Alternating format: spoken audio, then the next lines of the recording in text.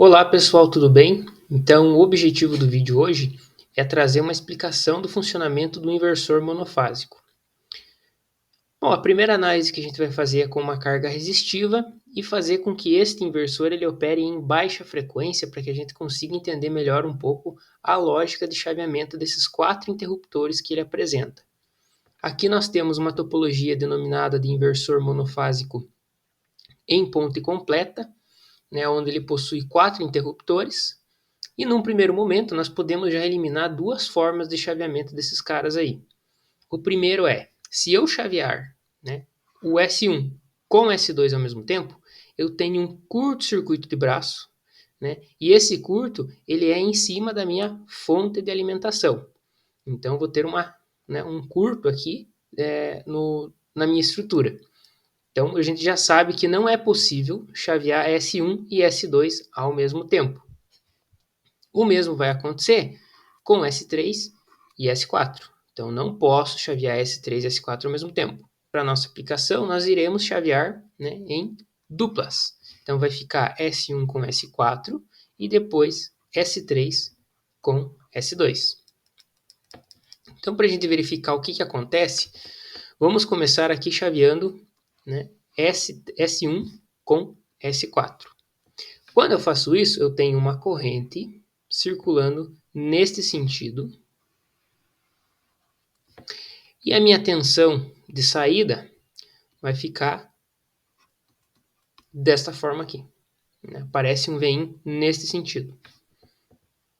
Vamos colocar aqui o meu Vin na primeira etapa. Aí eu tiro o S1 e o S2, né? Eles entram em bloqueio. E eu vou colocar para condução o S3 e o S2. Fazendo isso, né, esses dois caras aqui em condução, eu tenho uma corrente aparecendo nesse sentido aqui.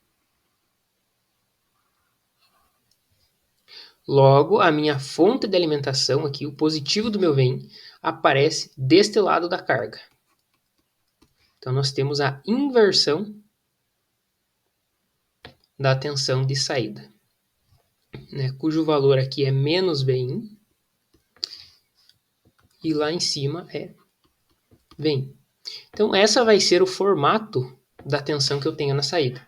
Só que percebam que esta tensão aqui é uma onda alternada, mas é uma onda quadrada.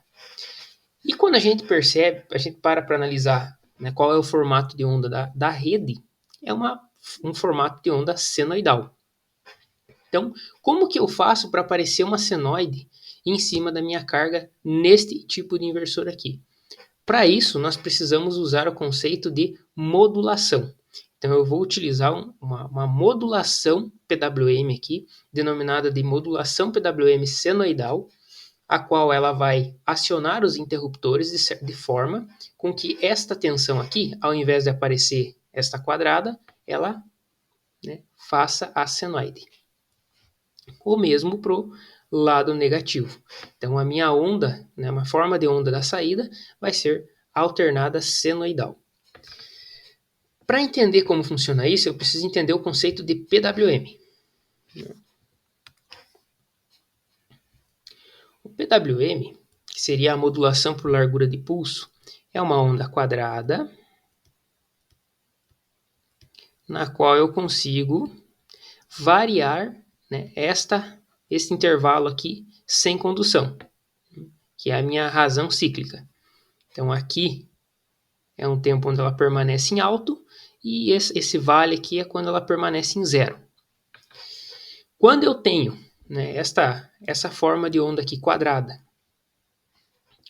na qual a minha razão cíclica ali, o meu D, ele é de 50%, vamos supor que esse nível máximo aqui é 10 volts, o valor médio, né, então, a tensão média deste PWM é 5 volts. Né, isso aqui para 50%. Se eu reduzo para 30%, ou seja, esse tempo aqui que ele fica em alta é de 30%, a minha tensão média vai ser 3 volts. E se eu aumento isso aqui? Vamos supor que agora não é mais 30%. Eu aumento para 80%. 80% de razão cíclica. Então, a minha tensão média é igual a 8 volts para 80%. Então, o que a gente pode ver dessa onda PWM é que, à medida que eu vou alterando essa razão cíclica, né, o meu valor médio vai mudando. E se ao longo do tempo eu faço com que esta onda, esse pulso PWM, ele se altere, né, de uma razão cíclica de 10% para uma razão cíclica de 50%, depois 80% e depois ela vai se afastando novamente. Então eu crio um pulso que ele começa, por exemplo, com uma razão cíclica de 0%, sobe até 100% e depois desce novamente. Eu conseguiria, né, recriar uma senoide. Porém, qual que é o problema dessa senoide? Ela não vai ser uma senoide pura dessa forma, né? Ela vai ser várias aqui ondinhas, né? Vai ficar mais ou menos desta forma aqui.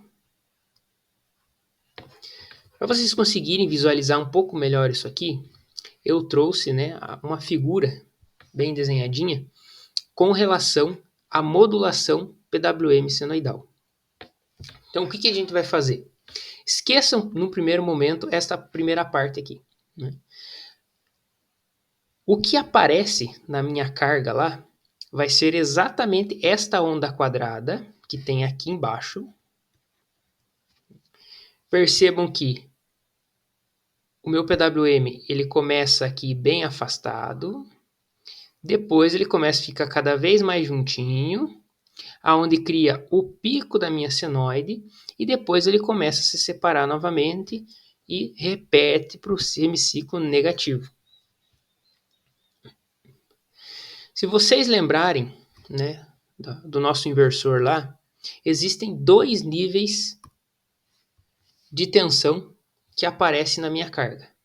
É mais Vin e menos Vin. Então, por isso que esse tipo de modulação é chamada de modulação dois níveis. A partir da combinação de dois níveis de PWM, né, mais Vin e menos Vin, eu vou começar a recriar, né, uma forma de onda senoidal. Então vamos pensar na parte positiva da senoide. O pico da senoide vai acontecer quando o meu D for aproximadamente 1. E o zero aqui da minha senoide vai acontecer quando o meu D for aproximadamente 0,5. Voltando aqui para a nossa modulação, vamos entender melhor como funciona isso aqui. Eu vou criar uma forma de onda triangular e vou fazer a comparação dessa forma de onda triangular com uma senoide. Essa forma de onda triangular ela precisa ser em alta frequência. Já a senoide, que é a minha referência, que é exatamente aquilo que eu quero que apareça lá na minha carga, ela vai ser na mesma frequência da tensão da carga. Vamos entender por quê. Quando a senoide ela é superior à minha triangular, eu tenho um pulso positivo. Então, exatamente durante a duração em que a senoide é maior do que a triangular, eu tenho, né, um pulso aqui PWM positivo. Então, poderia ser, por exemplo, o par S1 e S4. À medida que esta senoide vai avançando, nós temos um D, né, uma razão cíclica próxima à unitária. E depois ela decai novamente. Lá na minha carga, como ela tem nível Vin e menos Vin, para que eu tenha nível 0, a minha razão cíclica ela tem que ser meio. Então, para 0 volts na saída, a razão cíclica vale meio. Então, com isso, eu posso tirar uma expressão, né, pensando somente na parte positiva, que a variação de tempo ela vai ser meio, que seria a variação nesse ponto, mais o D máximo, que seria 0,5, vezes o seno de ômega t. Então, este cara aqui, que é meu ΔT, ele vai variar de 0,5 até 1, né? Que é o que acontece aqui, ó. Aqui seria 0,5, ele vai até 1, onde eu tenho o nível máximo, e depois volta para 0,5. E daí ele vem para cá, né, que seria o nível negativo. Com isso eu consigo verificar, né, pensando na parte positiva, que esta aqui é o intervalo de tempo que representa os pulsos aqui do PWM.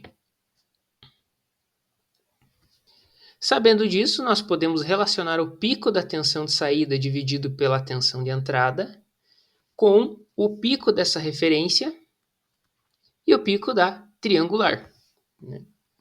Nós temos aqui um índice de modulação, que ela é o valor de pico da tensão de saída divididos pela tensão de entrada. Só que esse mesmo índice de modulação, ele é igual ao pico da tensão senoidal, que é esta tensão senoidal aqui que eu tenho na modulação, divididos pela tensão de pico da triangular. Se eu pensar em relação a projeto, a tensão de pico da saída eu tenho, a tensão de entrada eu também tenho. Aí o que eu faço? Eu estipulo o valor ou para a tensão de pico senoidal ou para a tensão de pico triangular. Geralmente, para facilitar os cálculos, o que eu sempre faço? Pego essa tensão de pico triangular e jogo de 1 até menos 1. Então, a tensão de pico aqui ela vale 1. Aí eu isolo o pico do seno e descubro qual deve ser para mim encontrar os parâmetros de projeto que eu quero. Então, com isso eu vou ter que a tensão de pico de saída pela tensão de entrada tem que ser igual à tensão de pico do seno divididos pela tensão triangular de pico. Um segundo parâmetro bastante importante está relacionado à frequência entre uma onda e outra. Então nós temos o índice aqui de frequência, que é a relação da frequência da triangular divididos pela frequência da senoidal. Se eu pego esta frequência aqui da triangular, que é a onda de maior frequência, e divido pela frequência do seno da minha referência, isso aqui necessariamente precisa ser um valor maior que 10. Né? 10 ainda não vai ficar um bom resultado. Né? O ideal seria valores maiores. Né? Por exemplo, trabalhar com uma senoide em 60 Hz e uma triangular em 20K. Né? Aqui a gente tem uma relação boa, né, que vai ter um resultado satisfatório. Então, esses parâmetros aqui serão utilizados na hora de projetar, para a gente conseguir entender qual que deve ser a modulação, né, implementada ali na simulação, para obter aquele resultado que a gente quer na saída. Um fator importante, esta modulação aqui, ela nunca pode ser maior do que 1, porque ela relaciona a tensão de pico de saída com a tensão de entrada. Se eu tenho um barramento, que a minha tensão vem, e isso vai lá para o meu inversor, naturalmente na minha carga não pode aparecer um valor maior do que vem. Né? Vem é o máximo, porque vem aparece lá na carga quando eu tenho razão cíclica unitária. Então, este é o valor de pico, o maior valor de pico que eu posso conseguir em um inversor. Por isso que esse índice de modulação aqui não pode ser superior a 1. Se você perceber aqui a resposta, né, esta parte aqui é a nossa tensão de saída. É uma tensão senoidal, porém ela apresenta níveis máximos aqui de Vin e menos Vin. Né? É uma tensão quadrada, ela ainda não é uma tensão senoidal pura. O que eu faço, né, nesse caso para conseguir obter a minha senoide? Eu vou colocar um filtro lá na saída do meu inversor. Esse filtro, na verdade, ele vai começar a armazenar energia. Então, aqui, nesse ponto, onde eu tenho 0, que a minha razão cíclica é 0,5, ela começa a subir.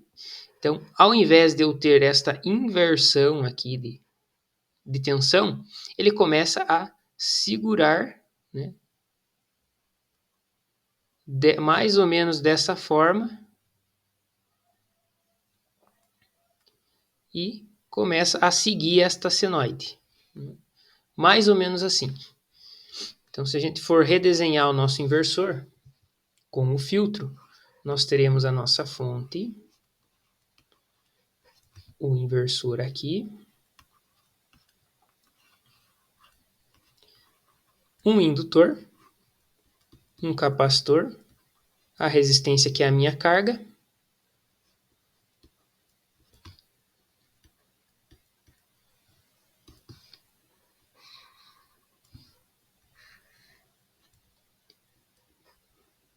então este cara aqui agora vai ser o nosso inversor, aonde este indutor L e esse capacitor C vão funcionar como um filtro. Mas eu preciso calcular qual que é esse filtro.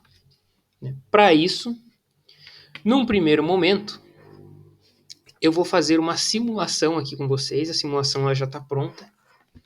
Aonde eu tenho, né, nesta imagem aqui, o meu inversor monofásico. Essa parte aqui na lateral, que é o inversor com modulação 3 níveis, por enquanto vai ficar desabilitada. A minha carga aqui com o filtro também está desabilitada, então a simulação vai ignorar ela num primeiro momento. E eu tenho uma carga puramente resistiva. Eu vou fazer aqui a simulação e vamos ver aqui qual que é a corrente de saída.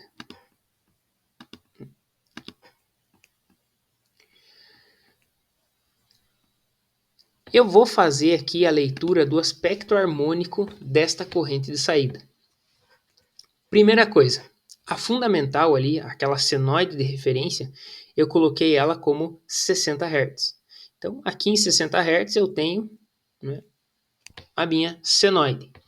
Porém, lá na frequência de chaveamento, que eu coloquei como 70K, eu tenho, né, a primeira distorção ocorrendo. Então, o meu filtro ele precisa filtrar esta distorção que acontece aqui em 70K. Da teoria de filtros, nós podemos verificar que uma década abaixo da frequência a qual você quer cortar, né, é uma boa frequência de corte. Então, se aqui é 70 kHz, a gente pode fazer um filtro para 7 kHz. Porém, né, este cara aqui, ele vai ser projetado em cima de um valor de ondulação máxima de corrente. Então, eu vou encontrar um L através de um parâmetro ΔIL dado lá no momento do projeto. E o capacitor eu vou fazer através, né, da minha frequência de corte. Então, vamos verificar aqui como que vai ficar isso aí. Primeiro, nós sabemos que a tensão no indutor é L, ΔIL por ΔT. Logo, ΔIL vai ser VL ΔT por L. A tensão, né, neste indutor aqui, VL, vai ser a minha tensão E menos a minha tensão VO, que vai ser tensão de pico seno ômega T, né, que vai aparecer uma tensão senoidal ali na minha saída. Então, a tensão no meu indutor vai ser exatamente essa expressão aqui. Este E, né, é a tensão que aparece nesse ponto aqui, daqui para cá. Quando esse interruptor está conduzindo e esse aqui está conduzindo, aparece mais e menos E. Porém, eu preciso descontar a tensão de saída, que é o meu VO, para conseguir encontrar a tensão no indutor. A variação de tempo nós podemos pegar aqui da modulação PWM. Então, da modulação PWM para o lado positivo aqui, nós verificamos que é meio mais D seno de ômega t, aonde D tem um valor máximo de 0,5. Né? Este meio aqui, né, ele vem porque, se você olhar este ponto aqui, aonde a senoide ela é 0 comparada com a triangular, ela está exatamente na metade da triangular. Então, quando ela passar para cima, vai ser acionado o alto e vai ficar 0,5% do tempo para cima. Quando ela passa para baixo, eu tenho o pulso vai a zero e ele fica 50% do tempo em zero também. Por isso que a função aqui do meu ΔT ela vai ser meio mais D seno de ômega t. Aonde esse seno vai trazer a parte variável, né? Ou seja, esta senoide aqui que vai ficar ondulando. Então, voltando para cá, né, o meu ΔT vai ser meio mais D seno ômega t. Agora, eu vou calcular, vou substituir aqui ΔI L, vai ser o VL, que é V1, menos a tensão de pico da saída, seno ômega t, vezes o tempo, meio mais D seno ômega t. Lógico, aqui eu tenho que colocar o TS, porque é em alta frequência. Aqui também faltou um TS, né? Isso aqui divididos por L. Bom, TS não vai mudar, eu vou trabalhar com frequência fixa, e o L também não vai mudar. Então, se eu pegar e multiplicar ΔIL vezes L e dividir por TS, eu vou ter V1 menos VP seno ômega t vezes meio mais D seno ômega t. Agora, percebam que se o L é fixo, né, é constante, e o TS também é constante, se eu multiplicar o ΔL por ele, né, a ondulação ali máxima e mínima de ΔL permanece igual.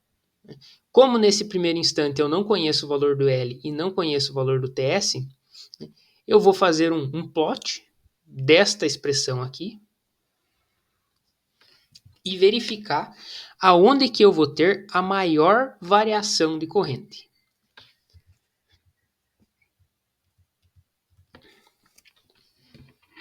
Então percebam aqui que eu fiz, peguei a minha expressão, né, joguei aqui alguns valores de corrente de tensão de entrada e tensão de pico, coloquei o meu D que varia no máximo até 0,5 para que essa expressão inteira aqui seja 1 e fiz o plot do meu ΔL. Coloquei de 0 até π. Por que até π? Porque é somente a parte positiva da minha senoide que eu estou analisando nesse primeiro momento. Então vejo aqui que a máxima ondulação ela vai ocorrer quando, né, o meu x aqui, o meu ômega t, ele é igual a zero. Então lá na minha expressão para calcular o meu L, eu vou considerar que este seno aqui ele é igual a zero.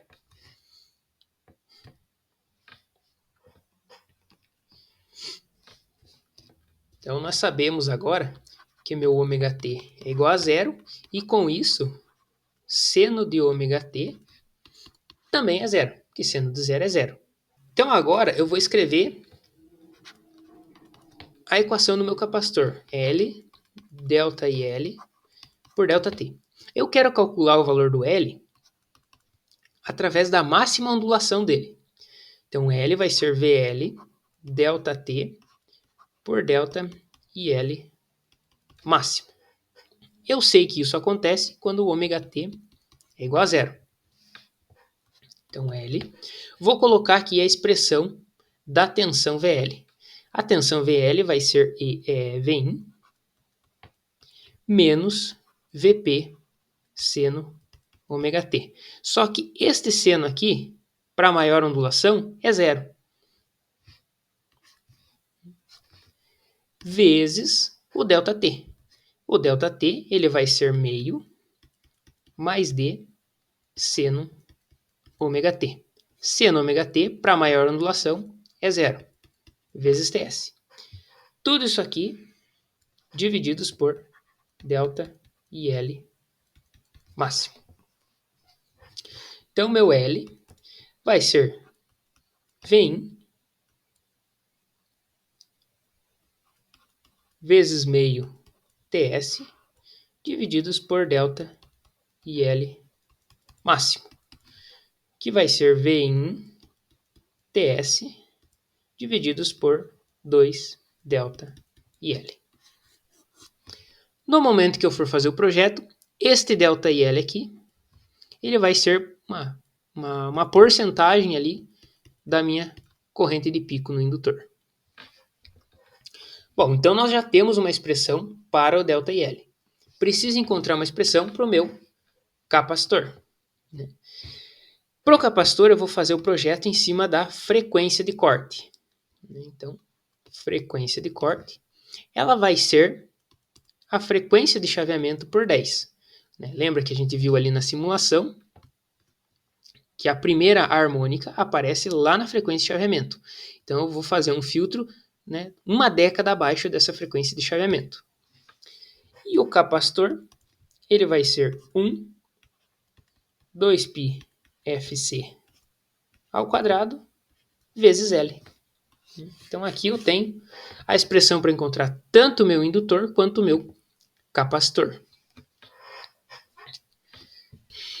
Então, pessoal, passando aqui para a questão de projeto, eu coloquei uma tensão de entrada de 400 volts e uma tensão de pico de saída de 311 volts. Percebam aqui que se eu dividir a tensão de pico de saída pela tensão de entrada, não fica superior a 1. Então, obrigatoriamente, eu preciso que esta relação de tensão de pico de saída com tensão de entrada seja inferior a 1. O próximo parâmetro é a potência, então coloquei uma potência de 500 watts, frequência de chaveamento de 50 kHz, a tensão de saída RMS e a tensão de pico divididos por raiz de 2, então eu chego aqui em 220 volts aproximadamente. A tensão de saída RMS eu consigo através da potência dividido pela tensão RMS, a resistência através da relação tensão dividido por corrente, a corrente de pico é a corrente RMS vezes a raiz de 2. A ondulação máxima que eu quero no meu indutor, na corrente do indutor, é 20% da corrente de pico. Então, a ondulação eu vou fazer em cima da maior corrente que eu tenho, que é a corrente de pico.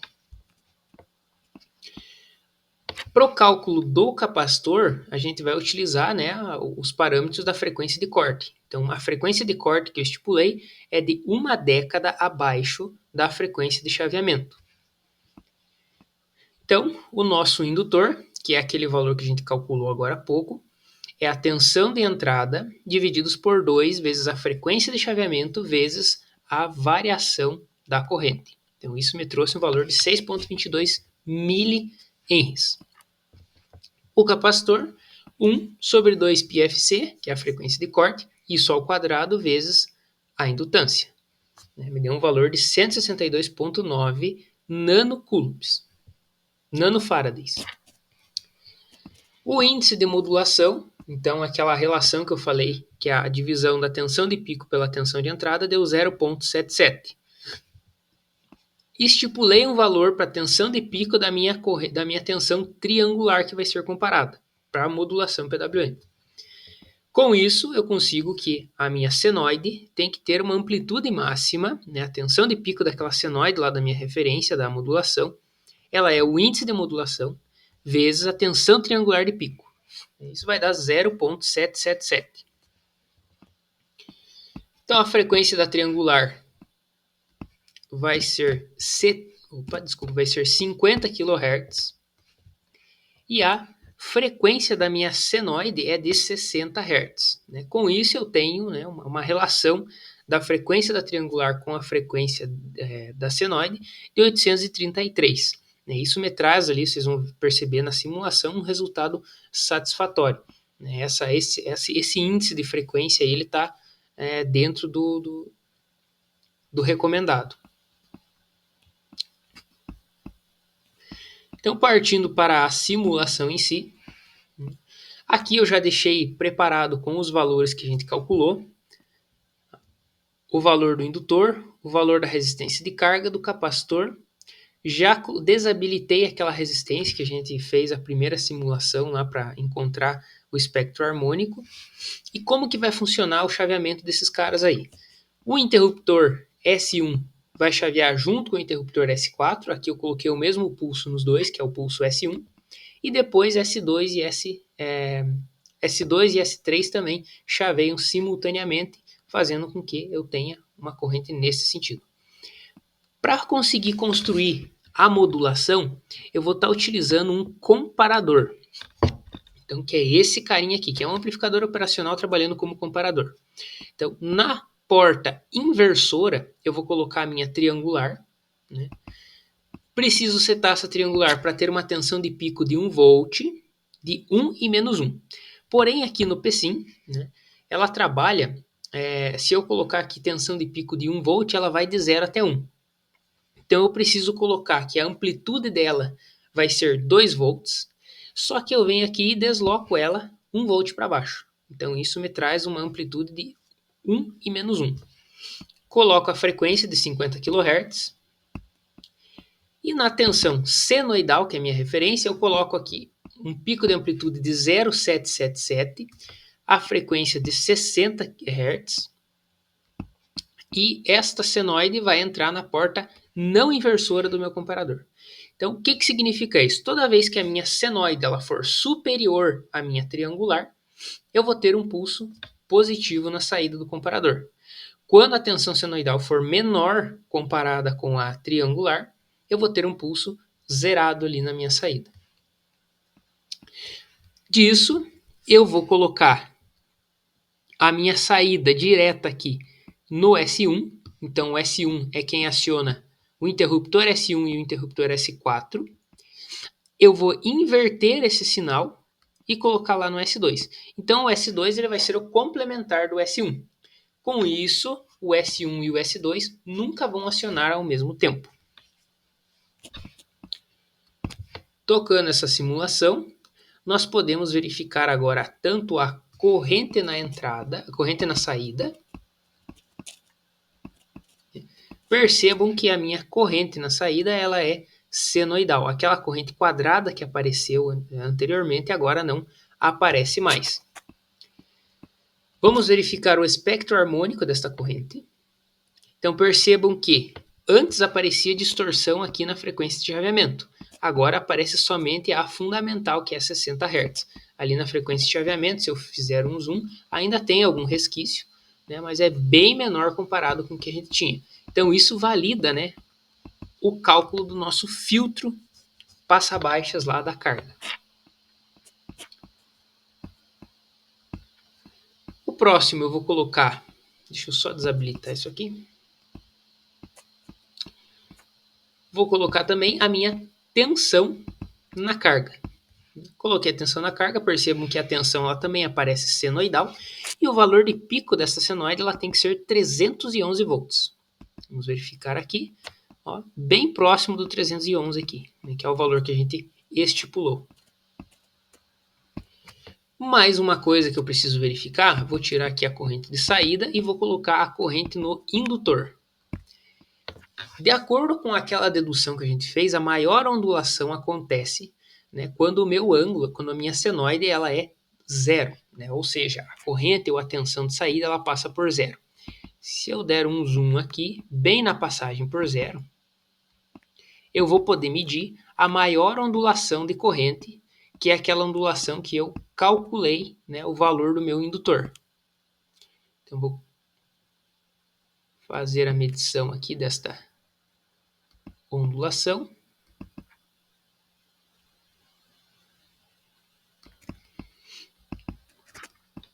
Percebam que a minha ondulação ficou em 0,6521. Né? Aqui, ó, o IL, a variação do IL, 0,6521. Então, se eu voltar aqui na minha planilha, o valor da minha ondulação é de 0,64. Ficou um pouquinho superior, porque se a gente verificar, né, a forma de onda, na verdade ela não está constante, ela está crescendo. Então isso pode justificar um pouquinho desse aumento aí na variação, né? Não ter ficado bem certinho no ponto onde a gente calculou. Com isso, então, nós validamos, né, o projeto e a simulação do nosso inversor com modulação PWM 2 níveis.